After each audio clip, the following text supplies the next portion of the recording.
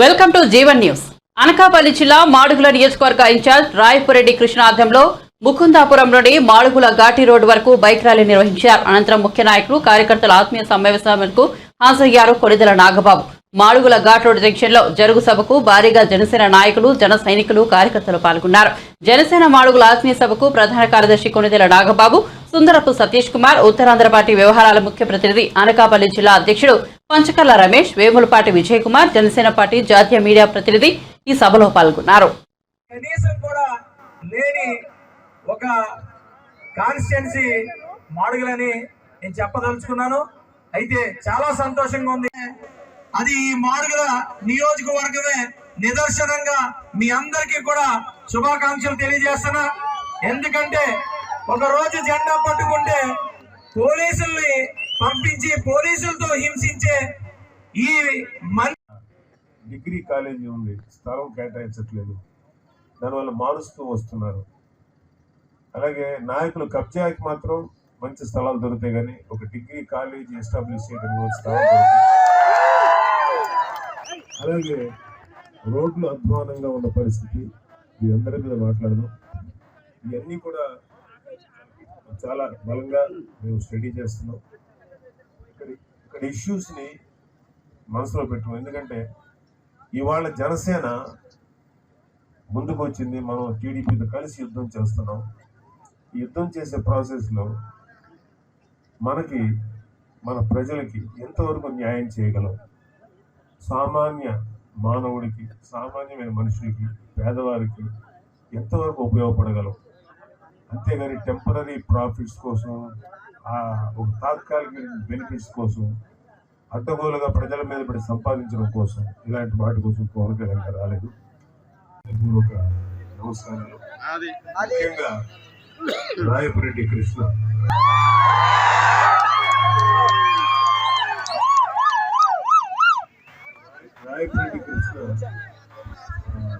నాకు రాయపురెడ్డి కృష్ణ చాలా కాలం పరిచయం ఉన్న వ్యక్తి.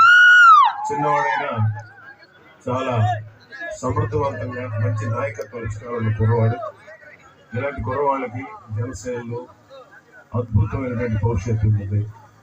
సో మిమ్మల్ని అందరినీ మనస్ఫూర్తిగా అభినందిస్తున్నాను. ముఖ్యంగా యువతని, అంటే యువత అంటే ఆడపడుచుని, మన సోదరులందరినీ మనస్ఫూర్తిగా అభినందిస్తున్నాను. ఎందుకంటే ఇవాళ జనసేనకి 2014 నుంచి వెన్నుదన్నుగా ఉన్నది మీరే. ఇవాళ జనసేనకి బలం అన్నీ మీరే. సో మీకు ఫస్ట్ ప్రయారిటీ యూత్కి ఇవ్వాలనేది మన పవన్ కళ్యాణ్ గారి యొక్క ఆశ. సో ఇక్కడ విషయం గురించి వస్తే, మా నాన్నగారు, అంటే మాడుగులు మాకు కొత్త కాదు. మా నాన్నగారు ఎక్సైజ్ డిపార్ట్మెంట్లో పనిచేసినప్పుడు మాడుగుల ప్రాంతంలో ఒక 6 నెలలు ఇక్కడ ఉద్యోగం చేయాల్సి వచ్చింది. చేశారు కూడా. ఇక్కడ మా నాన్నగారు ఇక్కడ ఎంప్లాయీగా పనిచేశారు, ఎక్సైజ్ డిపార్ట్మెంట్ ఇన్స్పెక్టర్గా. సో ఇక్కడ ఉన్న పరిస్థితులు ఆ రోజుల్లోనే మా నాన్నగారు చెప్పేవాళ్ళు, జెండా కొంచెం డౌన్ చేయమ్మా, జెండా కొంచెం డౌన్ చేయ, ఓకేనా.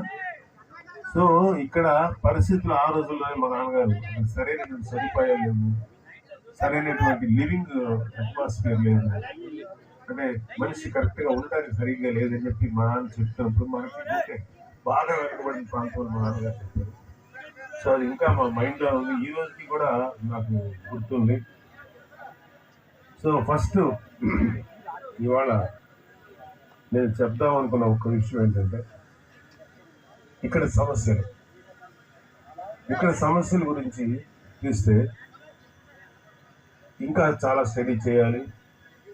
ఎంత స్టడీ చేస్తామంటే, ఈ మండలాలు అంటే మాడుగుల మండలం, దేవరాపల్లి, కోటపాడు, చిడికాడ, ఈ మండలాల యొక్క అభివృద్ధిని ఎలా చేయాలి, అలాగే ఇక్కడ ఉన్న ప్రాబ్లమ్స్ని కొంచెం డీపర్ లేయర్లో స్టడీ చేయాలి. ఫర్ ఎగ్జాంపుల్ ఇక్కడ జలాశయాలు పూర్తిగా నిర్వీర్యం అయిపోయాయన్నారు, రిజర్వాయర్ పనులు పూర్తి కాలేదన్నారు, సాగునీటికి ఇబ్బందిగా ఉందన్నారు, తాగునీటికి ఇబ్బందిగా ఉందన్నారు, కనీసం మరమ్మతులు కూడా లేవంటున్నారు. అలాగే ఈ ప్రాంతంలో ఉన్న ప్రజలు ఎక్కువ మంది వ్యవసాయం మీద ఆధారపడి ఉన్నారు. సో చెరుకు, వరి ఇలాంటి పంటల మీద షుగర్ చేటువంటి మద్దతు కావాలని అడుగుతున్నారు. జనసేనలో కాకపోయినా కూడా టీడీపీలో నాకు ఇష్టమైన వ్యక్తులు అంటే నేను గౌరవించే వ్యక్తులు ఉన్నారు. అయ్యన్నపాత్రుడు గారు నాకు చాలా కాలం నుంచి పరిచయం ఉన్న వ్యక్తి, అలాగే బండారు సత్యనారాయణ గారు, వీళ్ళిద్దరూ కూడా నాకు బాగా పరిచయమైన వ్యక్తులు. అంటే వైసీపీ దుర్మార్గాన్ని టీడీపీలో ఎవరన్నా గట్టిగా ఎండగట్టగలుగుతున్నారంటే వాళ్ళిద్దరే. ఆయన సత్యనారాయణ గారు కానీ లేకపోతే అంతకంటే మించి అయ్యన్నపాత్రుడు గారు అలా మాట్లాడగలగాలి. చాలా టీడీపీలు అంత బలంగా మాట్లాడి గలాన్ని వినిపించేటువంటి వ్యక్తులు వాళ్ళు. సో వాళ్ళందరికీ కూడా ఈ విధంగా మనం కలిసి ట్రావెల్ చేస్తున్నాం కాబట్టి అందరం కలిసి ఈ అలయన్స్ ప్రభుత్వాన్ని ఏర్పాటు చేసే విధంగా కృషి చేద్దాం. నేను వాళ్ళందరి సహకారాన్ని కోరుతున్నాను. అలాగే మనం కూడా ఎవరైతే టీడీపీ వైపు నిలబడ్డారో మన అలయన్స్ కూటమికి వాళ్ళందరికీ సపోర్ట్ చేయండి. మన బిడ్డల భవిష్యత్తుని, మనవాళ్ళ భవిష్యత్తుని, మన యువత భవిష్యత్తుని మనం కాపాడుకుందాం. సో అందరికీ ఒక నమ్మకం ఉంది. ఆ రోజు 2019లో విడివిడిగా పోటీ చేయటం వల్ల ఈరోజు వైసీపీ ప్రభుత్వం వచ్చింది. అంటే ఒక రకంగా చెప్పాలంటే విడివిడిగా పోటీ చేసి జనసేన టీడీపీ వైసీపీని గద్దెనెక్కించారు. లేకపోతే ఆ రోజు కూడా ఓడిపోవాల్సిందే టీడీపీ వైసీపీ. కేవలం విడివిడిగా పోటీ చేయాలి. ఈసారి కలిసి పోటీ చేసినప్పుడు బలంగా ఉంటుంది. సో మన ఓటు శాతం ఇప్పుడు కొన్ని మీడియా ఇంట్లో 7 అన్నాడు. 7 ఎప్పుడైనా 2019లో ఇవాళ జనసేన బలం 35% ఉంది. 25% యావరేజ్గా ఉత్తరాంధ్ర జిల్లాల్లో కానీ ఈస్ట్ వెస్ట్ లో కానీ చాలా మంచి పాకెట్స్ లో కొనుగోలు పాకెట్స్ 38%, 40% ఓటింగ్ శాతం ఉంది మనకి. ఈ విషయాన్ని గుర్తించట్లేదు. అయినా పర్లేదు, మనం ఫైట్ చేస్తూనే ఉంటాం. గెలుపు ఓటమికి అతీతంగా ఫైట్ చేస్తాం. కానీ ఈసారి మా నాయకుడు, మనందరి నాయకుడు పవన్ కళ్యాణ్ ఎట్టి పరిస్థితుల్లోనూ శాసనసభలోను, ఎట్టి పరిస్థితుల్లోనూ భారతదేశ పార్లమెంట్ లోను మనం అడుగు పెట్టాలని ఆయన తెలుగు ఉన్నారు. కృష్ణాలు అంటూ ఇంకా చాలా మంచి భవిష్యత్తు ఉంది. అలాగే ఎంతో మంది నాయకులు ఉన్నారు. అలాగే వేరే కమ్యూనిటీ నాయకులు ఉన్నారు, ఎంతో మంది ఉన్నారు. కానీ ఇక్కడ బోల్డ్ అని పర్మిటేషన్స్ అండ్ కాంబినేషన్స్ ఆలోచించి ఎవరో ఒక వ్యక్తికి ఇస్తారు. ఆ వ్యక్తికి మాత్రం మన జనసేనలో అందరూ చేయాలి. మనం ఇక్కడ చేస్తే ఎక్కడైతే జనసేన అభ్యర్థులు నిలబడ్డారో అక్కడ వాళ్ళు కూడా చేస్తారు. ఇది ఒక చిన్న అవగాహనతో కూడినటువంటి విషయం. ఎందుకంటే ఇక్కడ ఒక చోట మనం గెలిచి ఇంకో చోట ఓడిపోవటం, అన్ని చోట్ల గెలవాలి. ప్రెసిడెంట్ గారు ఒక మాట చెప్పారు, మన పవన్ కళ్యాణ్ గారు, 98% స్ట్రైకింగ్ రేట్ సంపాదించాలి, అది మన ధ్యేయం అన్నారు. అంటే జనసేన ఎక్కడైతే నిలబెడుతుందో అభ్యర్థుల్ని ప్రతి ఒక్కళ్ళు గెలవాలి. ఆ దిశగా మీరు ప్రయత్నించండి, మీరు కృషి చేయండి, మీరు సహకరించండి. అలాగే అలయన్స్ గవర్నమెంట్, అలయన్స్ ప్రభుత్వం అంటే రాబోయే అలయన్స్ ప్రభుత్వం, అలయన్స్ చేసినటువంటి ఈ పార్టీస్ జనసేన టీడీపీ ఎక్కడైతే అభ్యర్థులు నిలబడుతుందో వాళ్ళందరినీ గెలిపించండి. వాళ్ళందరం గెలిస్తేనే వీళ్ళకి బుద్ధి చెప్పగలం. సో ఇక మనకి మన బీజేపీ కూడా బహుశా మనతో కలిసేటువంటి అవకాశాలు బాగా కనపడుతున్నాయి. నేను కూడా మీడియాలో చూసే ఇన్ఫర్మేషన్ బట్టి కలుస్తుంది అనే నమ్మకం ఉంది, ఆశ ఉంది. అలాంటి వాళ్ళు కలిస్తే కూడా ఇంకా బలంగా మనం ముందుకెళ్ళగలం. అలాగే ఇక్కడ ఉన్న లా అండ్ ఆర్డర్ సమస్య కానీ ముఖ్యంగా గంజాయికి ఎంత బ్యాడ్ నేమ్ తీసుకొచ్చారంటే ఇండియాలో ఎక్కడ గంజాయి దొరికినా ఉత్తరాంధ్ర వైపు వీలు చూపిస్తారు. మన యూత్ని గంజాయికి బానిసలు చేస్తుంది. అంటే ఒక మత్తు పదార్థానికి ఏ ప్రభుత్వం అయితే సహకరిస్తుందో అది ప్రజా ప్రభుత్వం కాదు, మాఫియా ప్రభుత్వం. 2019లో ఆయన ఒక వీడియో ఉంటుంది, రేపు ఎల్లుండో రాబోయేది మన ప్రభుత్వమే, మన ప్లేట్లో బిర్యానీ మనకు వచ్చిన మనం బిర్యానీ చక్కగా మన బిర్యానీని మనమే తిందామని చెప్పి ఓపెన్ గా మాట్లాడిన వ్యక్తి. ఆ స్టేట్మెంట్ కావాలంటే మనం మర్చిపోయినా గూగుల్ మర్చిపోద్దు, దాంట్లోకి వెళ్ళి చూసుకోండి. అప్పుడే అనుకున్నా ఇదేంటి రాష్ట్రాన్ని ఒక బిర్యానీ ప్లేట్లో చేసుకుని తినేద్దాం అంటున్నాడు, ఏమవుతుంది అనుకున్నా.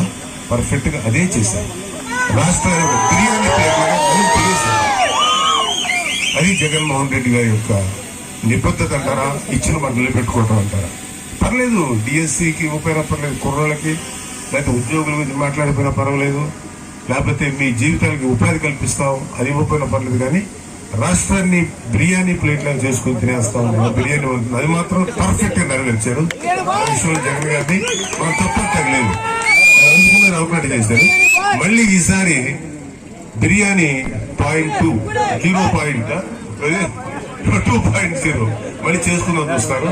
ఈరోజు నేను అధ్యక్షుడిగా వచ్చి లాస్ట్ టైం మీకు మాట చెప్పాను, టిక్కెట్ మనకే కావాలి అని మీరు అంటున్నప్పుడు టిక్కెట్ మనకే కావాలి అన్న విధంగా మీరు అడగటం కాదు, పార్టీని బలోపేతం చేసి మీరు పెద్దగా వచ్చి చూపించండి అన్నాను.